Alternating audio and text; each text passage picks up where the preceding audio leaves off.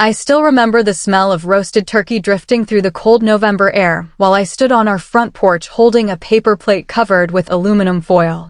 My mother smiled like she was doing me a favor. "We figured you'd be more comfortable eating here alone." Then she climbed into the SUV with my father and my younger sister. They laughed. They waved. And they drove away to the biggest Thanksgiving dinner our entire family had been planning for months. Without me, that paper plate was supposed to make up for 23 years of being treated like the child who never mattered. It didn't. I watched their taillights disappear down the street, walked back inside the empty house, picked up my suitcase, and made a decision that would erase me from their lives forever. 7 years later, they finally found me. They just wished they hadn't. I was born 2 years before my sister Emily. According to every family photo hanging in our hallway, you'd think she had been an only child. There were pictures of Emily's birthdays, Emily's dance recitals, Emily holding trophies, Emily opening Christmas presents, Emily blowing out candles. If you looked carefully, you could spot me in the background of a few pictures, usually carrying something, cleaning something, or standing so far away I looked like a stranger who accidentally walked into the frame. My name is Hannah Carter. By the time I was 8 years old, I had already learned one painful truth. In our house, there was Emily. And then there was me. Whenever relatives came over, Mom would proudly introduce Emily. "This is our little star." Then she'd glance at me. "And that's Hannah. Just Hannah." No smile. No excitement. No story to tell. When Emily wanted piano lessons, my parents bought her the best teacher in town. When I asked to join the school art club because it only cost $30, Dad laughed. "We're not made of money." 2 weeks later, Emily got a brand new piano worth thousands. Every birthday felt the same. Emily received bicycles, laptops, designer clothes, concert tickets. I got sweaters that were obviously bought on clearance after Christmas. Most of them were the wrong size. When I turned 16, I spent 6 months saving money from babysitting because I wanted my driver's license. Dad promised he'd help me practice driving. Every Saturday he canceled. He was always too busy. Then one afternoon I looked out the window and saw him teaching Emily to drive in the family SUV. She wasn't even old enough to get her permit yet. I stood there watching them laugh together while I held the driver's handbook in my hands. That was the day I stopped asking for things. Hope hurts more than disappointment. High school only made everything worse. Emily became homecoming queen, cheer captain. Everyone adored her. Mom volunteered at every school event Emily attended. She baked cookies for Emily's team, decorated floats, organized fundraisers.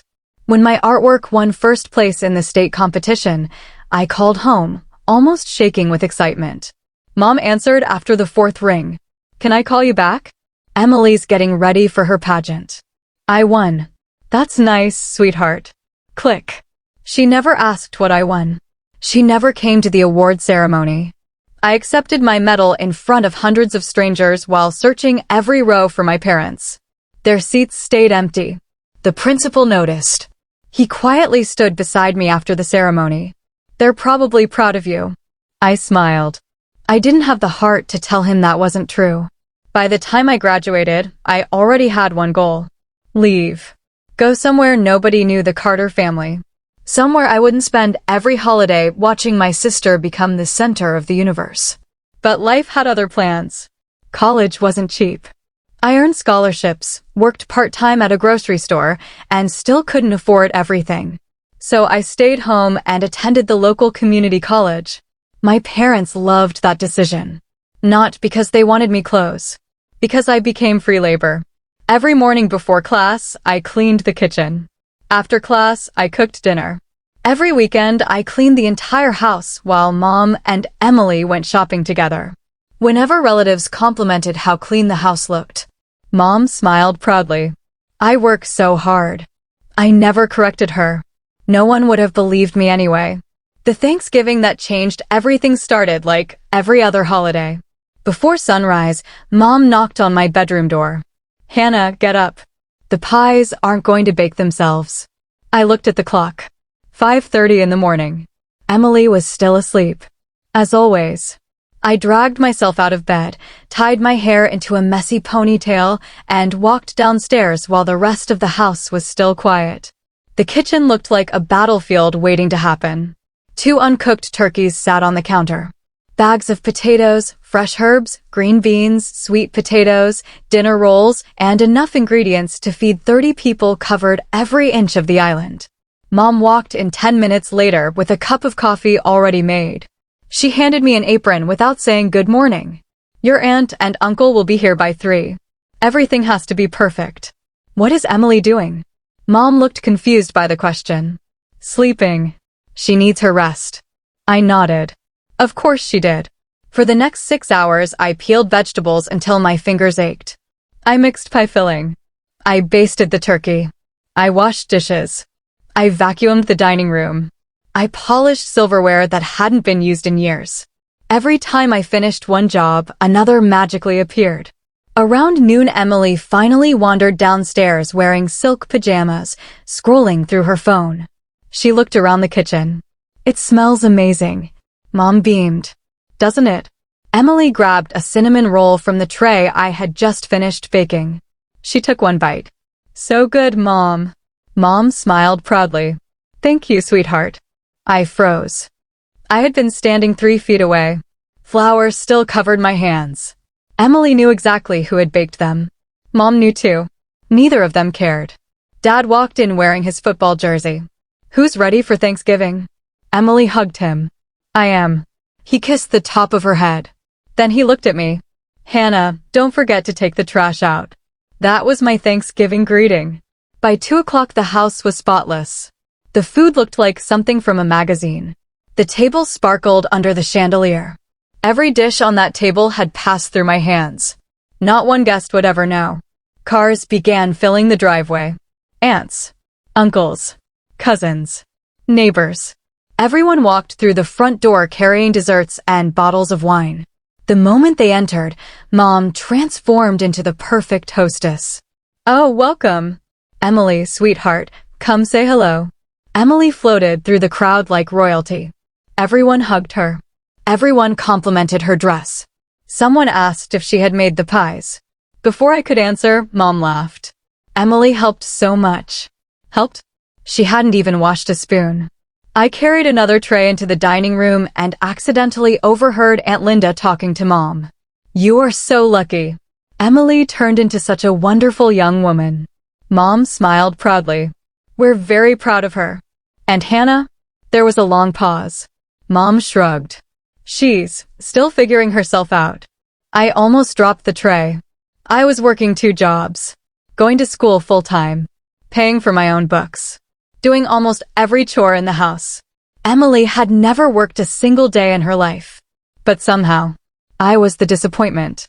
Dinner was almost ready when my cousin Jake slipped into the kitchen. He looked around to make sure no one else was listening. Hannah. Yeah, you okay? I forced a smile. I'm fine. No, you're not. I looked away. Jake had always been the only person in the family who noticed. I saw you doing everything today. It's nothing. He lowered his voice. You deserve better. Before I could answer, Mom walked into the kitchen. There you are, Jake. Come sit down. Then she turned toward me. Hannah, stay in here and clean while we start serving. I blinked. What? There won't be enough seats. I looked toward the dining room. There were 12 chairs. 12 guests. One empty folding chair still leaned against the wall. You forgot my chair. Mom didn't even look guilty. Oh, I figured you'd rather eat later. Dad didn't say a word. Emily avoided my eyes. No one argued.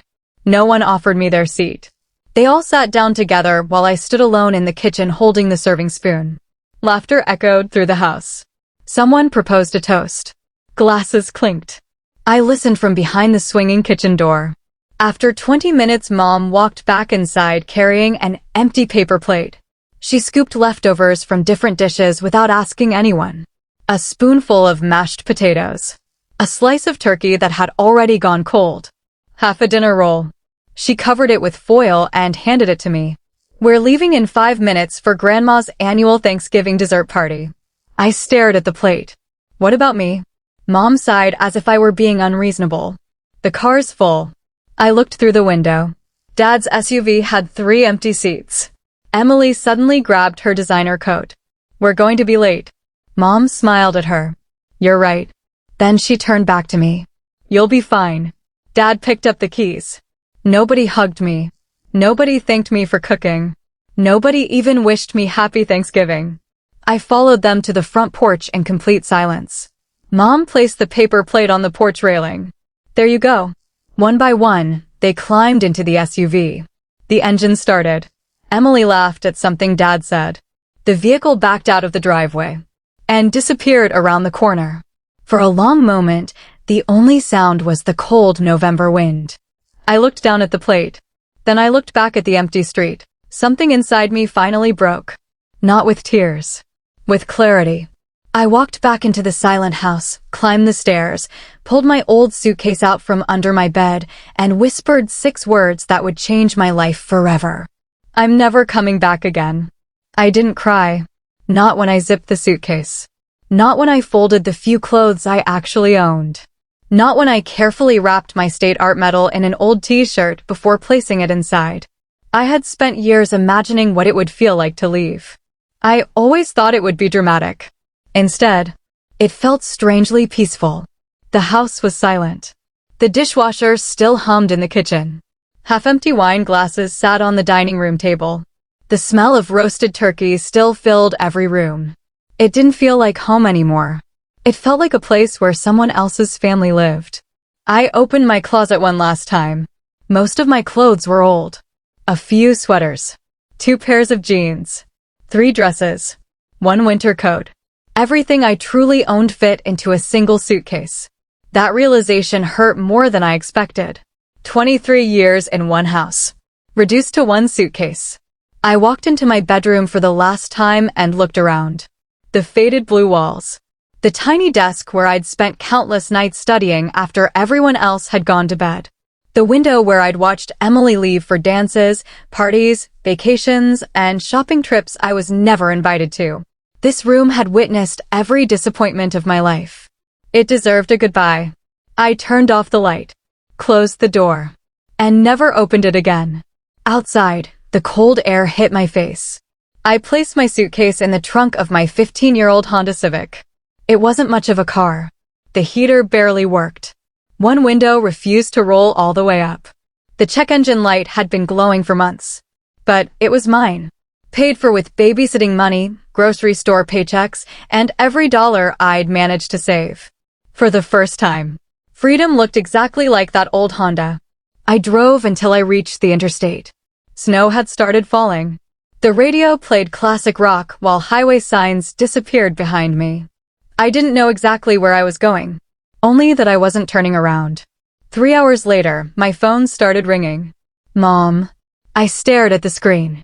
Ignored it. A minute later. Dad. Ignored. Then Emily. Ignored. Voicemail after voicemail appeared. Text messages followed. Where are you? Grandma is asking for you. This isn't funny. Come home. Not one message said. Are you okay? Not one said. We're sorry. Around midnight, I stopped at a 24-hour gas station. The cashier looked at my exhausted face. Long trip. You could say that. He smiled kindly. Where are you headed? I looked out the window at the dark highway. I honestly don't know. For the first time in my life. That answer didn't scare me. It excited me. The next morning, I crossed into North Carolina. Charlotte wasn't part of the plan. I simply saw the skyline in the distance and decided to take the exit. Sometimes the biggest decisions happen because you choose one road instead of another. I rented the cheapest motel room I could find. It smelled like old carpet and cheap cleaning products. The mattress sagged in the middle. The bathroom faucet leaked all night. It was perfect. Because nobody there knew my last name.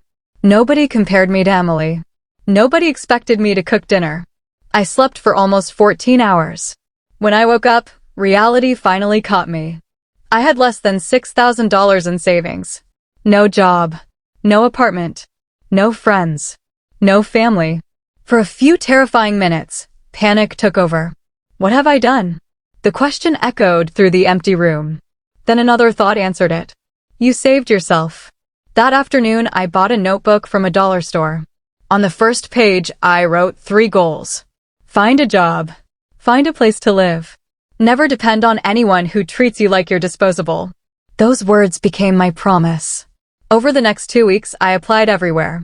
Coffee shops, bookstores, restaurants, retail stores, art supply stores. Most places never called back. Others said I didn't have enough experience. My savings slowly disappeared. Every rejection reminded me how close I was to failing. Then one rainy Tuesday afternoon, a small independent bookstore called me. The owner was an older woman named Margaret Lawson. She interviewed me herself. She asked about my work history, my education, my goals. Then she looked at my resume. You've held 3 jobs while attending college full-time? Yes. Why? I had bills. She smiled. Most people would have quit. I couldn't afford to. Margaret leaned back in her chair. I like people who don't quit. She hired me on the spot. The pay wasn't amazing, but it was enough. For the first time in years, someone had chosen me. Not because they had to, because they believed in me. A month later, I rented a tiny studio apartment above a bakery. Every morning, I woke up to the smell of fresh bread. The apartment was barely 400 square feet. The kitchen was so small I could touch both walls by stretching out my arms. The couch came from a thrift store. My dining table was an old folding table. I loved every inch of it, because everything inside belonged to me. One Friday evening, after closing the bookstore, Margaret handed me an envelope. Open it. Inside was a bonus. It wasn't huge, but it made my eyes water. I wasn't expecting this. You earned it. Nobody had ever said those words to me before. Not my parents. Not my teachers. Not anyone. Margaret noticed my expression. You've spent your whole life trying to prove your worth to the wrong people, haven't you? I froze. How could she know? She smiled gently. The right people don't make you earn love. For a second, I couldn't breathe. She had described my entire childhood in one sentence. That night, I walked home under the city lights with tears running down my face. Not because I was sad, because someone had finally seen me. Back in my apartment, I picked up my phone. 37 missed calls. Dozens of unread texts. The newest message was from Mom. Emily's birthday dinner is next week. Are you coming? Nothing about Thanksgiving. Nothing about leaving me behind. Nothing about the years of favoritism. She acted like nothing had happened. I stared at the message for almost a minute. Then I opened my settings, changed my phone number, deleted every contact connected to the Carter family. One by one. Mom, delete. Dad, delete. Emily, delete. Grandma, delete. Every aunt, every uncle, every cousin except Jake. I hesitated when I reached his name. He had been kind to me, but kindness wasn't enough to keep me tied to the past. I whispered, I'm sorry. Then I deleted his number too.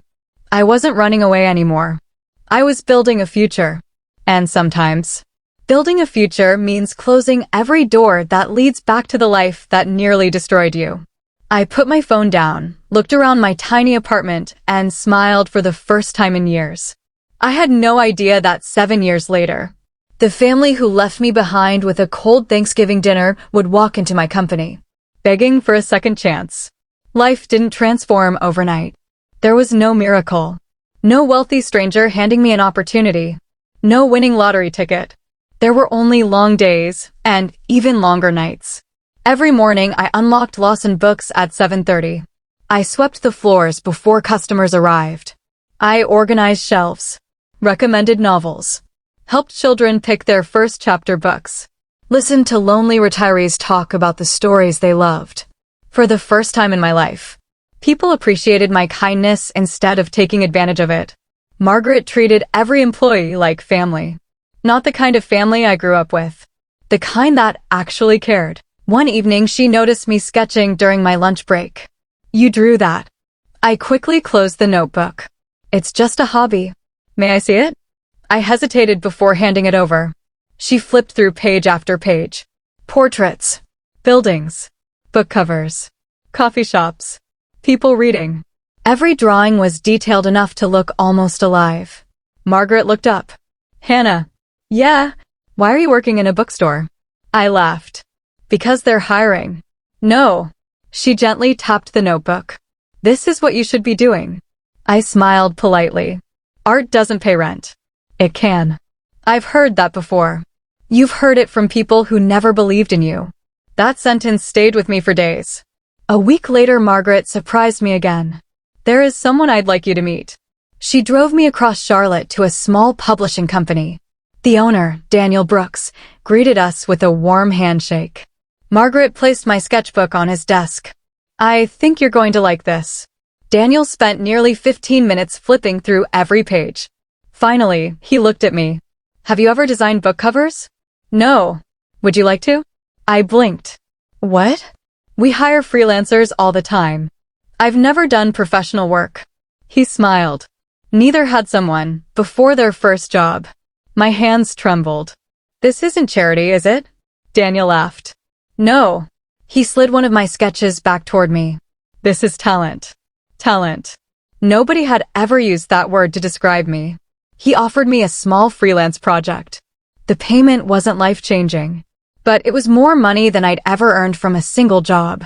I spent the next 4 nights working until sunrise. Every detail mattered. Every color.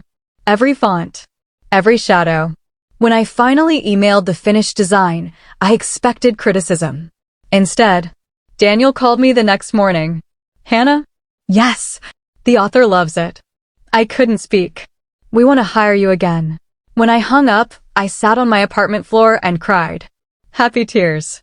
The kind I'd never experienced before. Over the next year, my life slowly changed. I still worked at the bookstore during the day. At night, I designed book covers, movie posters, magazine illustrations, children's books. Word spread.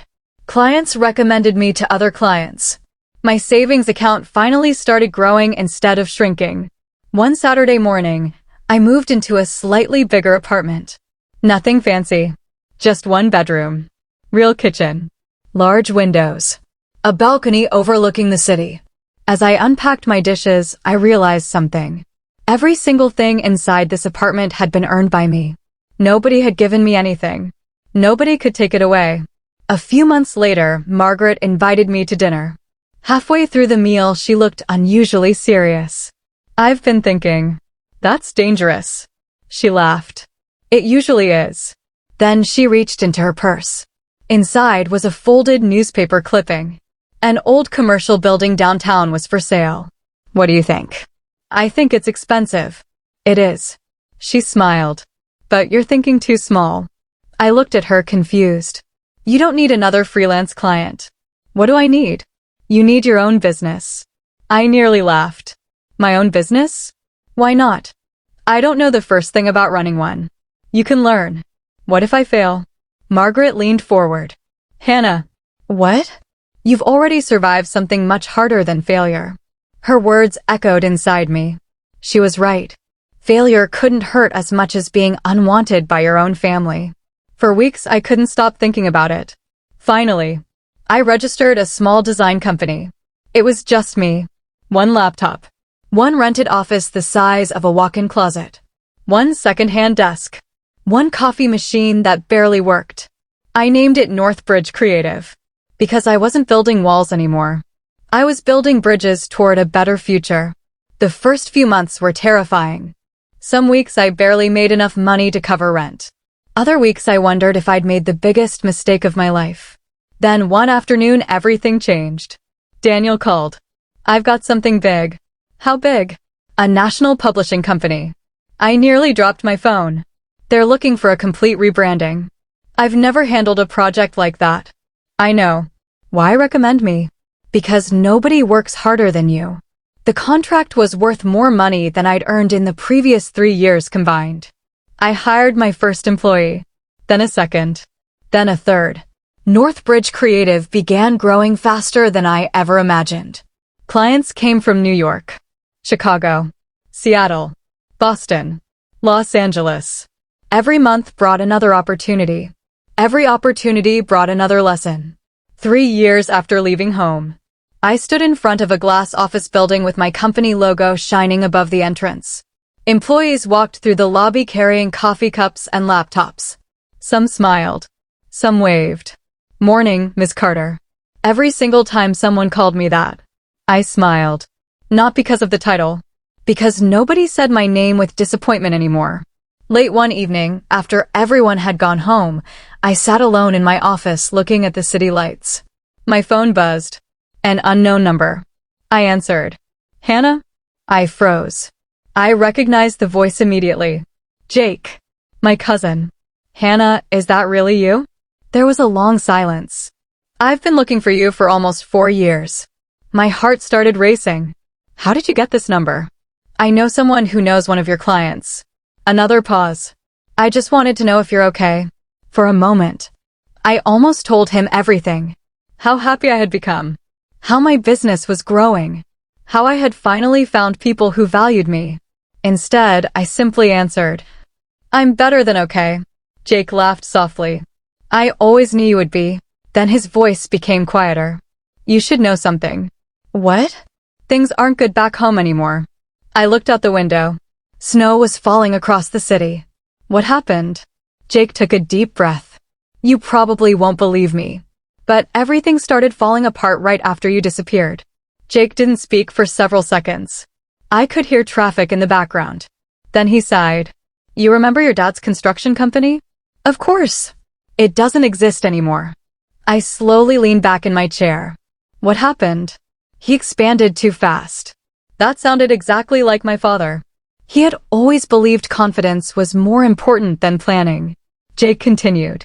"He borrowed millions during the housing boom. Then contracts dried up. Suppliers sued him. Banks called the loans." I closed my eyes. The company Dad had spent 25 years building. Gone.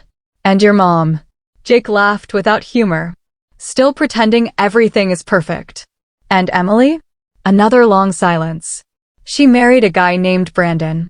"I don't know him." "You wouldn't want to." "What do you mean?" "He acted rich." "But he wasn't." Jake paused. "He wanted the Carter name more than he wanted Emily." I remembered how Mom used to brag that Emily would marry someone successful, someone important, someone wealthy. Life had a strange sense of irony. They divorced after 18 months. I didn't know what to say. Jake continued. "He left her with debt." I looked out across the Charlotte skyline. I expected to feel satisfaction. Instead, I felt nothing. Not happiness. Not sadness. Just distance. Like Jake was talking about strangers I'd once known. "Hannah? I'm here. I know they hurt you." "They did. But what?" "They still don't understand why you left." I almost laughed. "They really don't?" "They honestly think you overreacted." The words hit harder than I expected. 7 years. And they still believed I had been the problem. Jake lowered his voice. "They tell people you disappeared because you couldn't handle responsibility." I stared through the office window. Responsibility. That word echoed in my mind. I had spent my childhood raising myself. Cooking. Cleaning. Working. Studying. Paying my own bills. If there was one thing I had always handled, it was responsibility. "They've rewritten the story." Jake sighed. "I know. They tell everyone they tried to help you." I shook my head. "They left me alone on Thanksgiving." I know. "They forgot I existed." I know. "They've never admitted it." I know. For the first time during the conversation, my voice cracked. "They don't even remember." Jake didn't answer. Because he couldn't. A few weeks later, Northbridge Creative landed its biggest client yet. A nationwide retail company wanted a complete branding campaign. The contract would nearly double our annual revenue. The entire office celebrated. Employees brought cupcakes. Someone hung balloons in the conference room. As everyone laughed together, I quietly stepped outside onto the balcony. Charlotte glittered below me. 7 years ago, I had arrived here with one suitcase. Now I employed more than 60 people. People depended on me. Families depended on the salaries my company paid. I wasn't just surviving anymore. I was creating opportunities for others.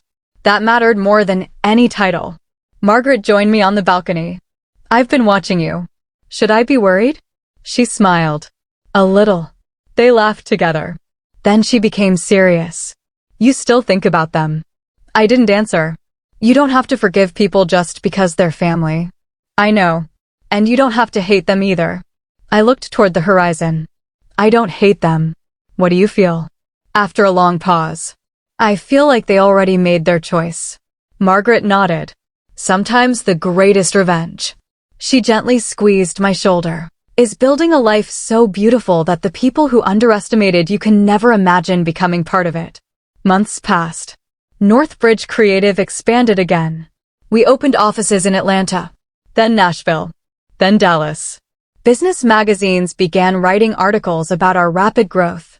One headline read, "The woman who built a creative empire from nothing." I smiled when I saw it. They were wrong. I hadn't started with nothing. I had started with pain. Pain had simply become fuel. One Friday afternoon, my assistant walked into my office. "You have a visitor." I don't remember scheduling anyone. He says it's important. Who is it? She handed me a business card. Michael Bennett. Attorney. I've never met him. He says he represents a client. Send him in. The middle-aged lawyer entered carrying a leather briefcase. Ms. Carter. He shook my hand. I appreciate your time. What can I do for you? He carefully opened the briefcase. I'm representing the estate of Eleanor Lawson. My heart stopped. Margaret? What estate? He looked surprised. You didn't know? A cold feeling spread through my chest. No, what? His expression softened. I'm very sorry. Eleanor passed away 3 days ago. The room suddenly felt smaller. No, that wasn't possible. I had spoken to her 4 days earlier. She had laughed. She had teased me about working too much. She had promised we'd have dinner next week. No, I whispered. The attorney waited respectfully. I couldn't hear anything. Couldn't think. Margaret had been the first person to believe in me. The first person to tell me I mattered. The closest thing I had ever had to a mother. And now, she was gone. Several minutes passed before I finally managed to speak. What did she want? The attorney slid a sealed envelope across my desk. She left this for you. With trembling hands, I opened it. Inside was a handwritten letter. My dear Hannah, if you're reading this, then I'm probably somewhere complaining that Heaven's bookstore isn't organized properly. Despite everything, I smiled through my tears.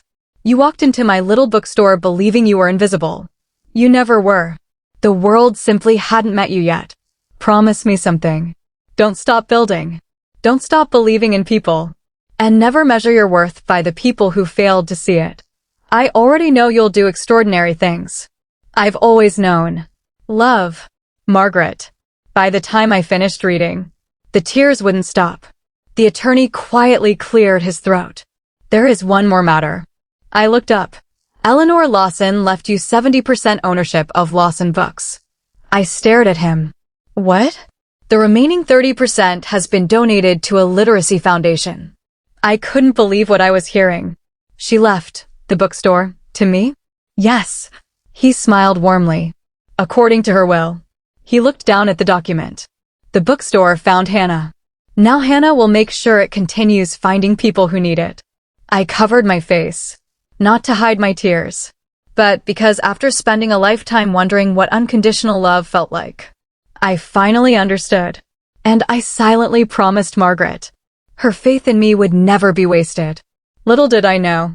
Only a few months later, someone from my past would walk through the front doors of Northbridge Creative, looking for a job, and they wouldn't recognize the woman sitting in the CEO's office. 3 months passed. Spring arrived in Charlotte.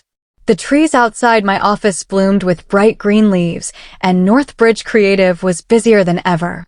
Our newest headquarters occupied 6 floors of a modern glass building overlooking the city. More than 200 employees now worked for the company. Sometimes I walked through the offices without saying a word, simply watching people laugh together during lunch or celebrate birthdays in the break room. That had become one of my favorite moments. Because everyone here mattered. No favorites. No invisible people. Everyone was treated with respect. It was the kind of workplace I had desperately needed growing up. One Monday morning, My human resources director, Lisa, walked into my office carrying a stack of resumes. We're hiring for the new marketing division. How many interviews today? 12. I nodded. I'll join the final interviews. Lisa smiled. I figured you would. Unlike many CEOs, I still enjoyed meeting new employees. A resume could tell you where someone had worked. A conversation revealed who they were. By noon, we had already interviewed 6 candidates. Some were impressive. Some clearly weren't prepared. During a short break, Lisa handed me another resume. This one has an unusual background. I glanced at the name. Emily Carter. My heart skipped. No, it couldn't be. I looked again. Age. Education. Previous employers. Charlotte address. The room suddenly felt silent. After 7 years, Emily was sitting in my company's reception area. She had applied for an entry-level marketing position. She had no idea who owned the company. Lisa noticed my expression. Everything okay? I carefully placed the resume back on the table. Perfectly. You know her? I forced a calm smile. I used to. Lisa looked confused, but didn't ask another question. A few minutes later, there was a knock on the conference room door. Next candidate. The door opened. Emily walked inside. For a second, neither of us moved. Time seemed to stop. She looked older than I remembered. The expensive designer clothes were gone. Instead, she wore a simple navy blazer that had clearly been altered several times. Dark circles rested beneath her eyes. The confidence she once carried had disappeared. She smiled politely. Good afternoon. Then she looked directly at me. Nothing. No recognition. 7 years had changed me. My hair was shorter. My confidence stronger. The frightened young woman she remembered no longer existed. She took a seat across the table. Lisa began the interview. So, Emily, tell us about yourself. Emily smiled professionally. I've worked in retail management for several years and recently completed additional marketing certifications. I'm looking for a company where I can grow long-term. She spoke well. Confidently. Calmly. I listened without interrupting. Lisa asked another question. What interests you about Northbridge Creative? Emily looked around the room. I've followed the company's work for years. She smiled. Whoever built this organization clearly believes people matter. Those words hit me harder than she could ever imagine. People matter. The lesson my family had never learned. Lisa nodded. Our CEO believes that very strongly. Emily smiled again. I'd love to work for someone like that. I remained silent. Finally, Lisa turned toward me. Hannah? The room became perfectly still. Emily's eyes widened ever so slightly. She looked from Lisa, back to me, then back again. Hannah? I folded my hands on the table. Yes. Emily stared. Her face slowly lost all color. She leaned forward. Hannah? I nodded once. It's been a long time. She blinked repeatedly. She couldn't finish the sentence. For several seconds, she simply stared at me. Then she whispered, "Oh my God." The confident job candidate vanished instantly. All that remained was my younger sister. I didn't. She looked around the conference room. I had no idea. I know. This is your company? Yes. The entire company? Yes. She looked completely overwhelmed. Lisa quietly excused herself, sensing this interview had become something very different. The door closed behind her. Only Emily and I remained. She looked down at the resume lying on the table. I almost didn't apply. I said nothing. She laughed nervously. I can't believe this. Neither could I. She slowly raised her eyes. You look. She searched for the right word. Happy. It was the first honest thing she had ever said to me. I am. Another long silence followed. Finally, she asked the question I'd been expecting. Why didn't you ever contact us? I looked at her steadily. Did any of you ever apologize? She lowered her eyes. No. Did Mom? She stayed silent. Did Dad? Silence. I continued calmly. Did anyone ever ask why I left me alone on Thanksgiving instead of asking why I walked away? Tears began filling her eyes. Hannah. No. My voice remained gentle. You don't get to skip 7 years and start with small talk. She swallowed hard. I deserve that. You do. For the first time in my life, Emily wasn't the confident younger sister everyone admired. She looked broken. I've wanted to find you. I tilted my head slightly. Really? Yes. Then why didn't you? She hesitated. I was ashamed. I watched her carefully. She wasn't making excuses. She genuinely looked ashamed. I didn't realize. Her voice cracked. How badly we treated you. I remembered every holiday, every forgotten birthday, every empty chair, every cold Thanksgiving dinner. You realized eventually. She nodded through tears. Too late. I stood and walked toward the window overlooking Charlotte. When I left, I said quietly, I believed nobody would miss me. Emily whispered. We did. I looked back at her. No. You missed the person who cooked. She started crying. You missed the person who cleaned. Her shoulders shook. You missed the person who made life easier. She covered her face. But you didn't miss me. The room fell silent. After nearly a minute, Emily looked up. I can't change what happened. No. But I would if I could. I believed her. For the first time. I actually believed her. Then she asked softly, Does Mom know you're here? I shook my head. No. Dad? No. They think. She stopped herself. What? They think you're still struggling somewhere. A sad smile crossed my face. They've always underestimated me. Emily nodded. They have. She stood slowly. I should go. I walked back to the table. Before she reached the door, I spoke. Emily. She turned around. I haven't decided whether you're getting the job. She gave a weak smile. I understand. I'm deciding whether you've changed. A tear rolled down her cheek. I hope someday you'll believe that I have. She quietly left the room. As the door closed behind her, I looked down at her resume one last time. 7 years ago, my family had decided I wasn't worth saving. Now, one decision for me could change every one of their lives. For nearly 10 minutes, I stood alone in the conference room. Emily's resume was still lying on the table. 7 years earlier, I would have done almost anything to hear her say she was sorry. Now that it had finally happened, it didn't erase the past. But it did make one thing clear. People could change. The question was, had my parents? A soft knock interrupted my thoughts. Lisa stepped inside. Everything okay? I nodded. Yes. She glanced toward the door Emily had walked through. So, I smiled faintly. She's qualified. Lisa looked surprised. I wasn't expecting that answer. Why? The way she looked at you. She hesitated. I thought maybe there was bad history. There is. Then why hire her? I looked around the conference room. Because I built this company to be fair. Lisa smiled. I was hoping you'd say that. The following morning, Emily officially joined Northbridge Creative. I made one condition. She would receive the same salary, the same responsibilities, and the same expectations as everyone else. No special treatment, no punishment, just fairness. Ironically, it was something neither of us had experienced growing up. Weeks passed. Emily worked harder than anyone expected. She arrived before 8 every morning, stayed late, never complained, never mentioned our family. She simply worked. Employees liked her, not because she was charming, because she earned their respect. One Friday evening, I noticed the lights were still on in the marketing department. Almost everyone had gone home. Emily was sitting alone, reviewing presentation slides.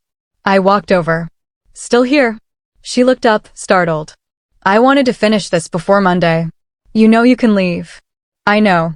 She smiled tiredly. I just wanted to do a good job. I looked at the presentation. It was excellent. You've improved. She looked genuinely happy. Really? Really? She thanked me quietly. Then, she asked the question she'd clearly been holding back. Can I ask you something? You just did. She laughed softly. It was the first real laugh I'd heard from her in years. Do you ever think about home? I looked through the office windows at the city lights. Sometimes. Do you miss them? I answered honestly. I miss the family I wished I had. Emily lowered her eyes. I understand. No. I looked at her gently. I don't think you do. She didn't argue. Instead, she reached into her purse. I've been carrying this for years. She handed me a folded photograph. It was old, wrinkled, slightly faded. It showed the two of us as little girls. I couldn't have been older than 6. Emily was 4. We were sitting on a swing set together, laughing. No parents, no relatives, just 2 sisters. I found it after you left, Emily whispered. I kept it. I stared at the picture. For the first time in years, I remembered that before our parents had turned us into competitors, we had simply been children. I used to wait outside your bedroom every Christmas morning, Emily said quietly, so we could open presents together. I looked up. I don't remember that. You wouldn't. She smiled sadly. You were always busy helping Mom. The words hit me harder than she realized. Even as children, I'd been working. She continued. I didn't understand what was happening back then. What changed? I had my daughter. I blinked. You have a daughter? She nodded. Olivia. How old? 4. A warm smile appeared despite myself. That's a wonderful age. It is. She reached for her phone and showed me a picture. A little girl with curly brown hair, missing her 2 front teeth, holding a stuffed rabbit almost as big as she was. I couldn't help smiling. She's beautiful. Emily's eyes filled with tears. The first time I looked at her, she whispered. I finally understood. Understood what? How impossible it is for a mother to accidentally ignore one child for 23 years. Silence. I kept asking myself. She wiped away another tear. How could Mom do that to you? She looked directly into my eyes. I don't have an answer. Neither did I. Monday morning, my assistant entered my office. Hannah? Yes. You have visitors. I'm booked all day. They don't have appointments. Who are they? She hesitated. They say they're family. A strange feeling settled over me. I slowly stood. Where are they? In the lobby. I walked toward the elevator. Each step felt heavier than the last. The elevator doors opened. The lobby was unusually quiet. Employees pretended to work, but everyone was secretly watching. Standing near the reception desk were my parents. Dad looked older. His shoulders had slumped. His once dark hair had turned almost completely gray. Mom looked exhausted. The elegant woman who had once cared so much about appearances now looked like someone who hadn't slept in weeks. For several seconds, nobody moved. Dad finally spoke. Hannah. It was the first time I'd heard his voice in 7 years. I remained calm. Hello, Dad. Mom's eyes immediately filled with tears. Oh, sweetheart. She stepped forward. Instinctively, I stepped back. She froze. The distance between us wasn't measured in feet. It was measured in years. Dad cleared his throat. We've been trying to find you. I know. We didn't know. He looked around the massive lobby. This was yours. It is. Mom slowly looked up at the company logo hanging above the reception desk. Northbridge Creative. Then she looked at me again. You built all this? Yes. She began crying openly. I always knew you were talented. I looked at her quietly. No. I did. I shook my head. You never even came to my art award ceremony. The lobby became completely silent. Several employees stopped pretending not to listen. Mom covered her mouth. You didn't know I won. A tear rolled down her cheek. I remember now. No. I answered gently. You remember because I reminded you. Dad looked down at the floor. For the first time in my life, neither of my parents had an excuse. Only regret. And I had waited 7 years for this conversation. For a long moment, no one spoke. Employees moved quietly through the lobby, pretending to focus on their work, but every eye drifted toward us. My mother wiped her tears with trembling hands. I've imagined this moment so many times. I looked at her calmly. I haven't. The words landed harder than I intended. Dad slowly stepped forward. We know we don't deserve your forgiveness. I folded my arms. You're right.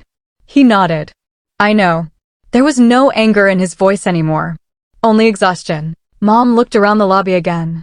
Every wall displayed photographs from company charity events, scholarship ceremonies, volunteer programs, community art projects. She stopped at one picture showing me standing beside a group of high school students receiving college scholarships. You created all of this? Yes. You help students pay for college? I do, she whispered. You always wanted someone to help you. I didn't answer. Because she was right. She had simply realized it 7 years too late. Dad cleared his throat. We're proud of you. I looked directly into his eyes. No. He blinked. You aren't proud of me. What do you mean? You're impressed. Silence. There's a difference. Neither of them argued. Because they knew I was right. When I had been a struggling college student, they weren't proud. When I worked 3 jobs, they weren't proud. When I won art competitions, they weren't proud. Now that I owned a successful company, suddenly they were. That wasn't pride. That was success changing how they saw me. Mom's shoulders shook. I know we failed you. I nodded. You did. I think about Thanksgiving every day. So do I. She covered her face.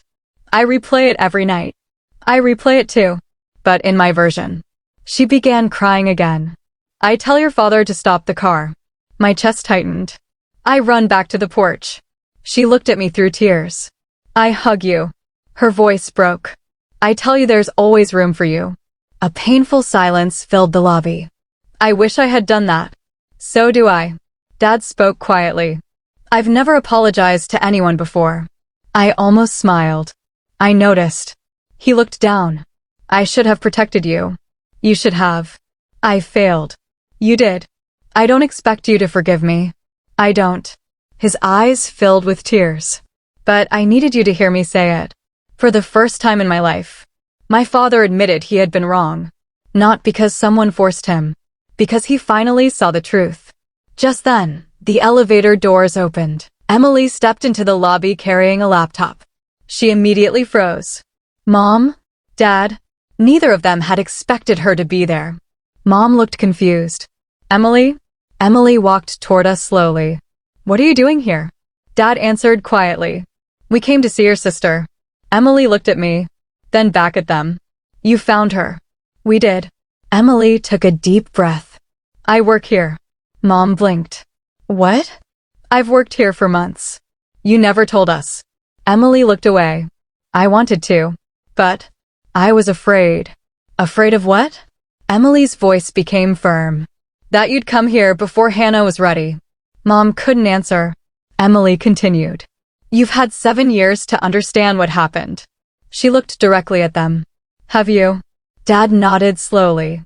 I think so. Emily shook her head. No. You've started to. There's a difference. For the first time, Emily wasn't protecting our parents. She was protecting me. And somehow, that meant more than I expected. A little voice suddenly echoed through the lobby. Mommy! Everyone turned. A small girl came running from the daycare center located on the first floor of our building. Curly brown hair bounced with every step. She hugged Emily's legs. Emily smiled warmly. Hi, sweetheart. Then she looked at me. Hannah. She hesitated. I'd like you to meet someone. The little girl looked up at me with wide brown eyes. This is Olivia. Olivia smiled brightly. Hi. I knelt until we were eye level. Hi, Olivia. Emily gently placed a hand on her daughter's shoulder. What do we say? The little girl grinned. It's nice to meet you. It's nice to meet you too. Olivia looked at Emily. Who is she?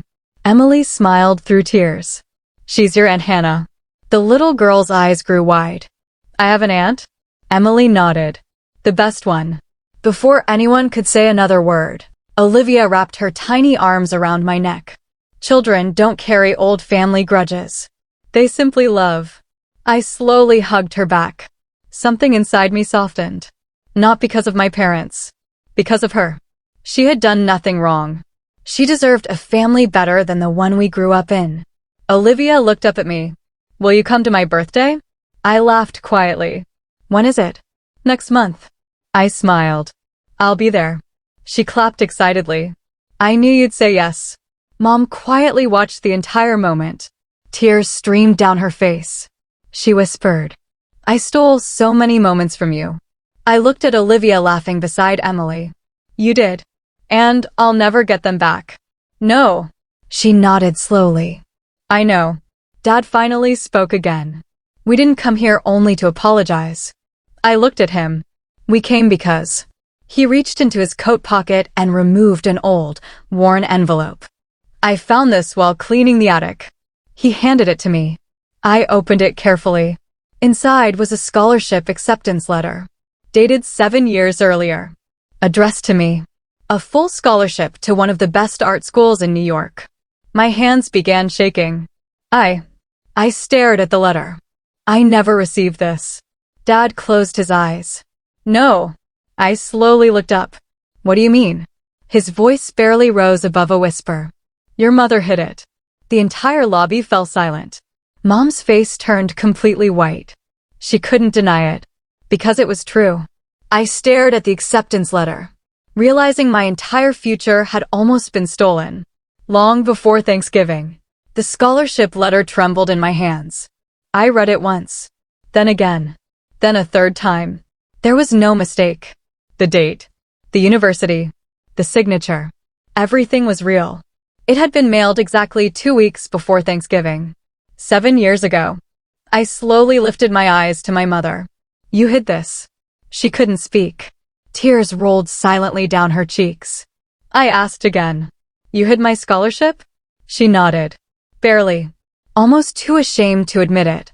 I did. The words echoed through the lobby. Emily looked at our mother in complete disbelief. What?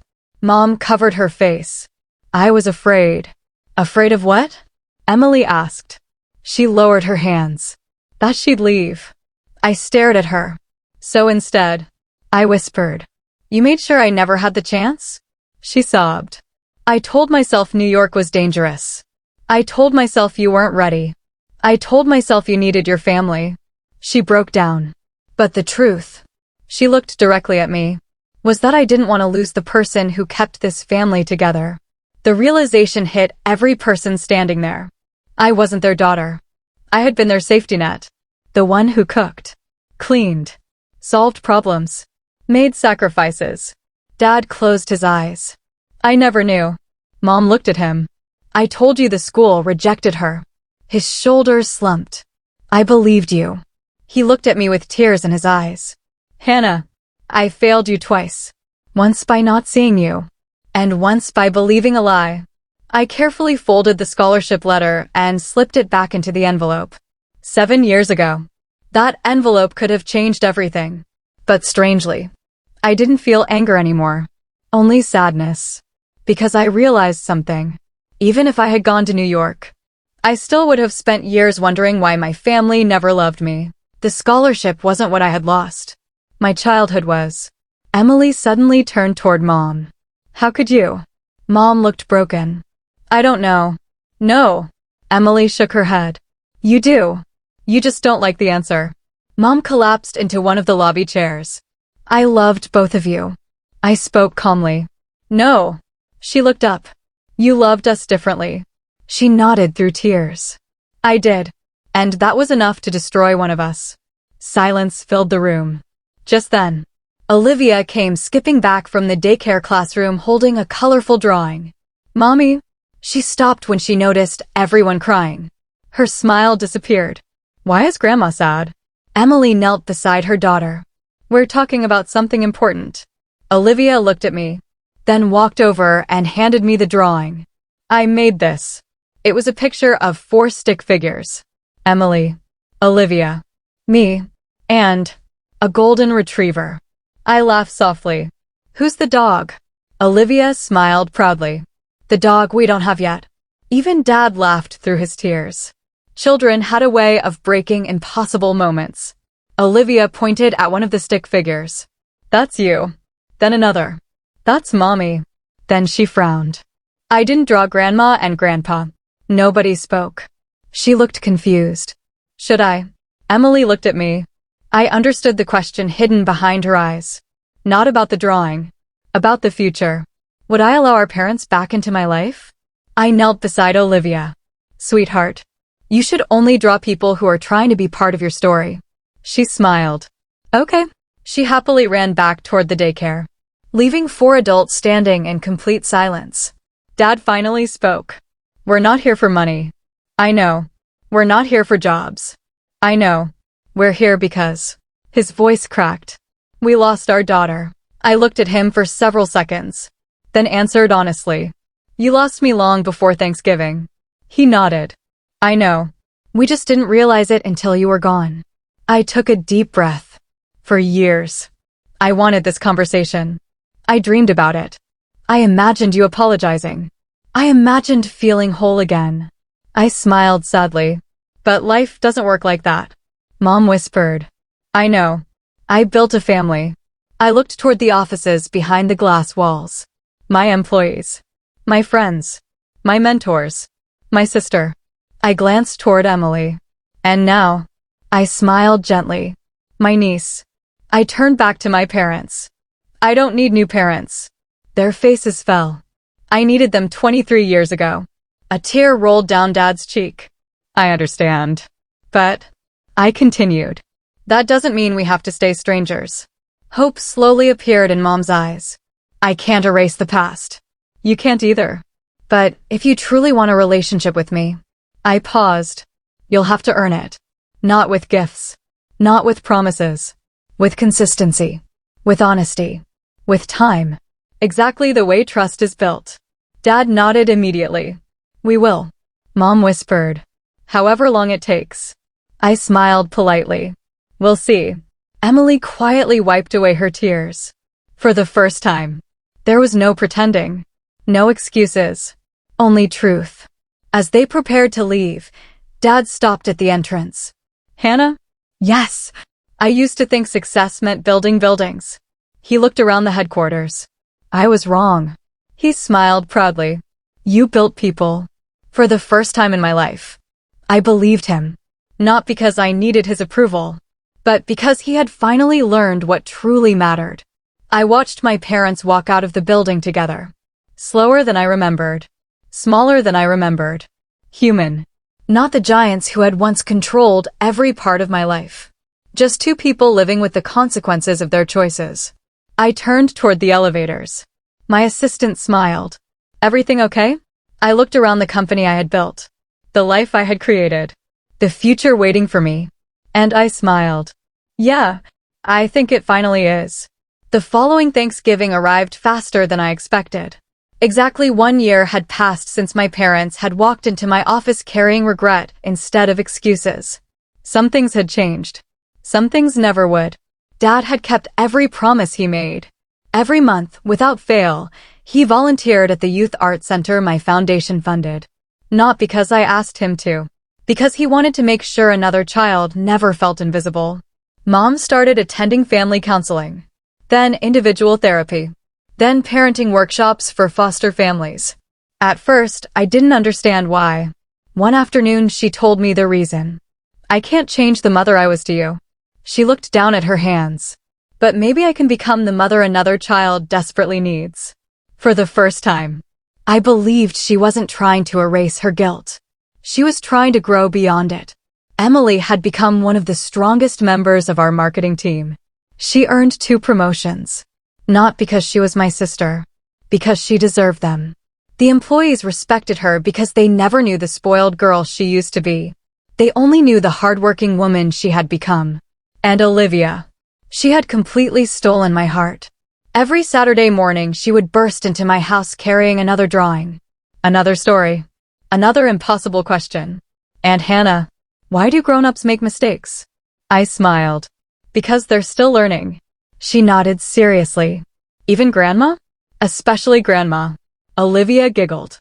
I'll help her. Children had a beautiful way of believing everyone could become better.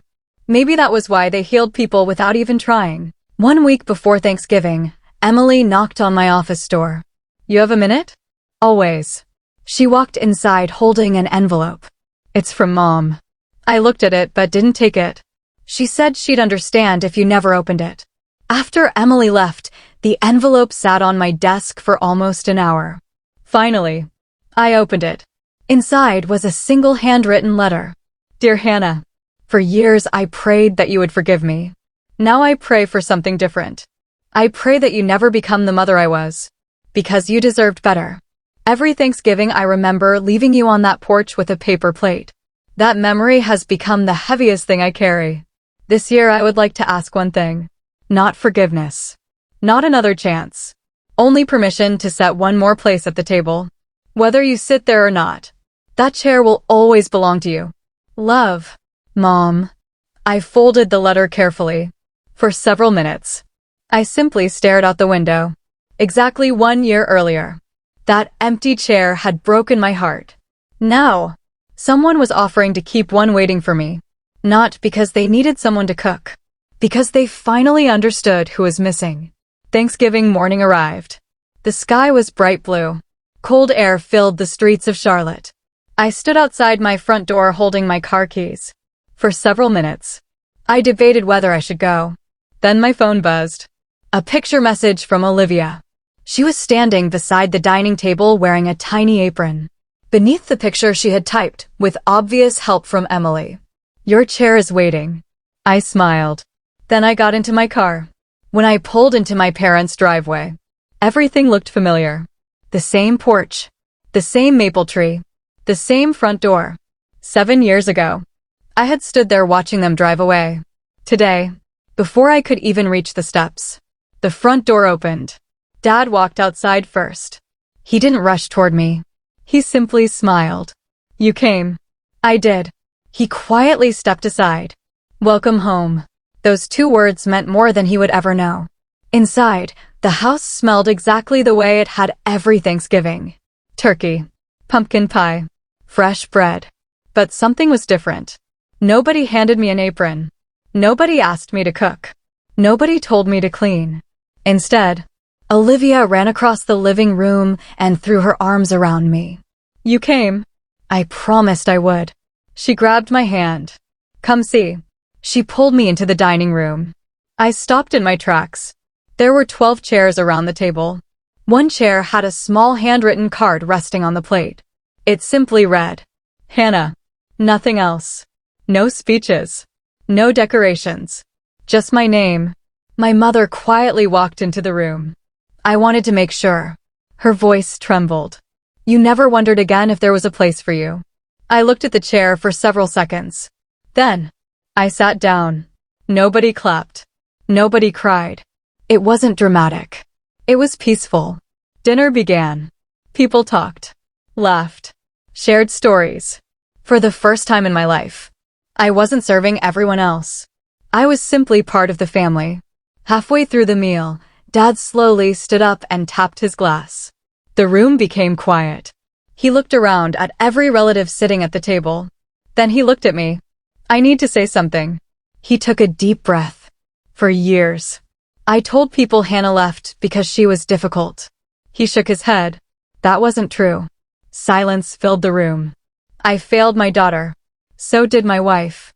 We loved one child louder than the other. And, because of that, he looked directly at every member of the family. We almost lost the best person any of us ever knew. No one spoke. Several relatives lowered their eyes. Some had believed those old stories. Now, they were hearing the truth. Dad raised his glass. To Hannah, the strongest person in this family. Everyone slowly stood. Every single person raised their glass. To Hannah, I felt tears fill my eyes. Not because they were finally praising me. Because I no longer needed them to. That was the difference. After dinner, Olivia climbed onto my lap. And Hannah. Yeah, are you happy now? I looked around the room. My parents weren't perfect. Neither was I. The past would never disappear. But the future belonged to us. I kissed the top of Olivia's head and smiled. I've been happy for a long time. She frowned. Then why are you crying? I laughed softly. Sometimes. The happiest tears take the longest to arrive. Outside, the first snowflakes of the season began drifting past the window. Exactly where one lonely young woman had once believed she didn't belong. Now, she knew something that changed her life forever. Family isn't defined by the people who give you a seat at their table. It's defined by the people who make sure you never have to wonder if the seed is yours.